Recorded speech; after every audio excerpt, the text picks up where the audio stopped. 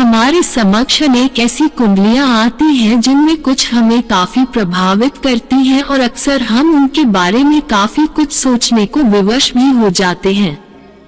कुछ लोगों की कुंडलियां ऐसी होती हैं जिन्हें देखकर मन व्यथित हो जाता है और हम सोचने को विवश हो जाते हैं कि विधाता ने उनकी ग्रह स्थिति ऐसी क्यों बनाई। लेकिन हम चाहकर भी कुछ नहीं कर सकते, क्योंकि उन्हीं को कोई नहीं टाल सकता। अक्सर लोग कहते हैं कि ज्योतिषियों का तो ग्रह कुछ बिगाड़ ही नहीं सकते, क्योंकि उन्हें सब कुछ पहले से ही मालूम होता है। लेकिन यथार्थतः ऐसा नहीं होता। ग्रह चाल का प्रभाव सभी पर पड़ता है। हाँ, ज्योतिष हमें उस प्रभाव को स्वीकार करने के लिए प्रेरित कर देता है, और जिस तरह वर्षा की संभावना होने पर हम अपने साथ छाता रखते हैं ताकि वर्षा से बच सके, उसी तरह ज्योतिषीय उपाय अर्थात मंत्र, यंत्र एवं साधना द्वारा स्वयं को संतुलित रखते हुए भविष्य में होने वाली घटनाओं के प्रति सजग और उनके अनुकूल स्वयं को ढालने को तत्पर हो जाते हैं। फलतः उनका प्रतिकूल प्रभाव भी अपेक्षाकृत कम कष्टदायक लगता है। लेकिन हर व्यक्ति को काल चक्र की घटनाओं को झेलना ही पड़ता है, और कई बार ग्रह चाल के अनुरूप हम न चाहते हुए भी अवांछित कार्य करने को विवश हो जाते हैं। ऐसा ही कुछ योगेश के साथ हुआ। योगेश बचपन से ही तेज तर्रार एवं साहसी था। उसे अपने दोस्तों के साथ मटर गश्ती करना बहुत अच्छा लगता और अधिक से अधिक समय वह उन्हीं के साथ व्यतीत करता। अपनी इस दिनचर्या में माता पिता का हस्तक्षेप वह बिल्कुल पसंद नहीं करता।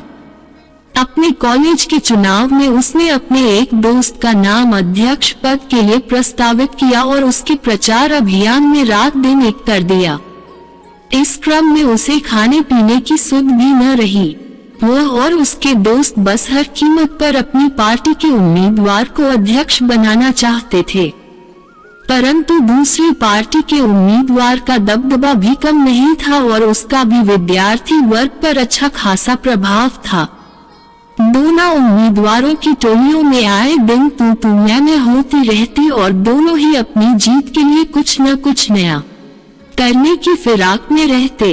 एक दिन योगेश को पता चला कि विरोधी पार्टी का एक लड़का उनकी पार्टी के कुछ लड़कों को तोड़ने की कोशिश कर रहा है। ये सुनकर उसे बहुत गुस्सा आया और वह अपने दोस्त हमीद के साथ फौरन उस लड़के के पास पहुंचा।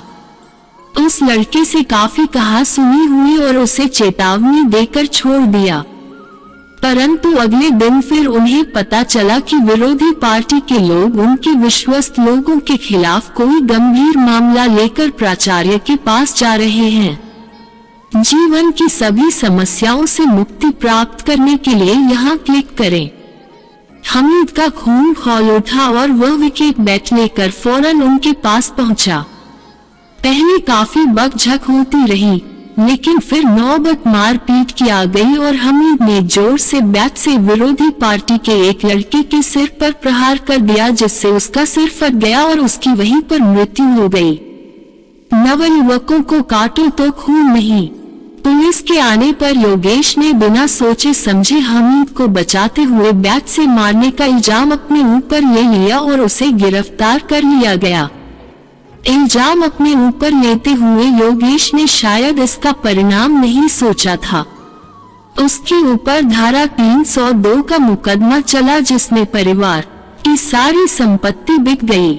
करीब 4 साल तक मुकदमा चला और 4 साल बाद अत्यंत मशक्कत के बाद, जब घर की आर्थिक स्थिति बहुत खराब हो चुकी थी, योगेश को जेल से मुक्ति मिली।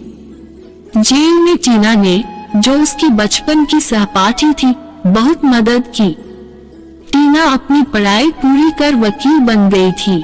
उसने उसे जेल से बरी कराने में पूरा सहयोग दिया और जेल से छूटने के बाद परिवार वालों की मर्जी के खिलाफ योगेश ने टीना के साथ अंतरजातीय विवाह किया। योगेश को जेल से तो मुक्ति मिल गई, पर परिवार का सुख नहीं मिला। वह टीना के साथ परिवार से अलग हो गया। कुछ ही साल में उसके माता पिता का देहांत हो गया और आर्थिक रूप से भी वह काफी परेशान रहा। जिस दोस्त की खातिर वह जेल गया, उसने कभी भी उसकी खैर खबर नहीं पूछी और न ही कभी उसकी मदद की। इसे किस्मत का खेल ही कहेंगे कि उसके ऊपर ऐसे कत्ल का इल्जाम लगा जो उसने किया ही नहीं था। योगेश की कुंडली में ग्रहों की स्थिति से आइए देखें कि उसके जीवन में ये घटना क्यों घटित हुई। उसकी कुंडली में पराक्रम स्थान में स्वराशि का राहु तथा इस स्थान का कारक एवं साहस का प्रतीक ग्रह मंगल लाभ स्थान में स्थित है। फलतः योगेश बचपन से निडर एवं साहसी था। मित्रों का विचार 11वें भाव से किया जाता है। इस भाव का स्वामी शुक्र अपनी उच्च राशि में स्थित है और चूंकि मंगल शुक्र की राशि में है इसलिए उसने अपने दोस्तों के साथ मौज मस्ती करने, इधर उधर दादागिरी करने जैसी प्रवृत्ति उत्पन्न हुई। सर्वार्थ चिंतामणि के अध्याय 7 श्लोक 45 में कहा गया है, नानाधिपेन संदृष्टे यज्ञे तन्नाय के पिवा तस्मिन केंद्र त्रिकोण स्थे महादान करो भवेत। अर्थात लग्न पर नवमेश बृहस्पति की नवम दृष्टि होने से एवं लग्नेश के त्रिकोण में स्थित होने से महादानी योग बनता है। कुंडली में बृहस्पति की मित्र स्थान पर पूर्ण दृष्टि है, जिसके कारण योगेश ने अपने मित्र के लिए अपने जीवन के बहुमूल्य 4 वर्षों की आहुति दे दी। अष्टम भाव का सूर्य शत्रु शनि की राशि में शनि की दृष्टि में राहु से शदाष्टक होकर स्थित है, इसलिए राहु की महादशा में योगेश को बंधक दोष मिला।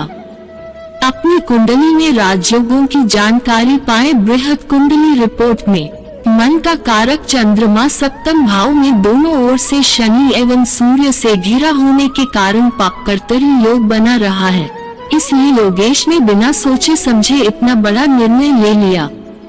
सप्तम भाव के स्वामी चंद्रमा की पंचम भाव में स्थिति प्रेम विवाह को भी दर्शा रही है। कलत्र कारक शुक्र भाग्य स्थान में उच्च का होकर स्थित है, जिससे विवाह के पश्चात पत्नी के भाग्य का लाभ मिला। 11वें भाव के स्वामी शुक्र की नीच ग्रह बुध एवं पाप ग्रह केतु के साथ युति तथा पाप ग्रह राहु की दृष्टि शुक्र पर होने के कारण उस दोस्त ने योगेश का कभी साथ नहीं दिया और न ही कोई संबंध रखा।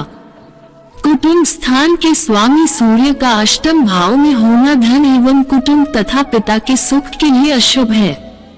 साथ ही माता का कारक चंद्रमा भी पाप प्रभाव में होने के कारण मातृ और पितृ सुख, कौटुंबिक हानि तथा आर्थिक परेशानी के योग बना रहा है।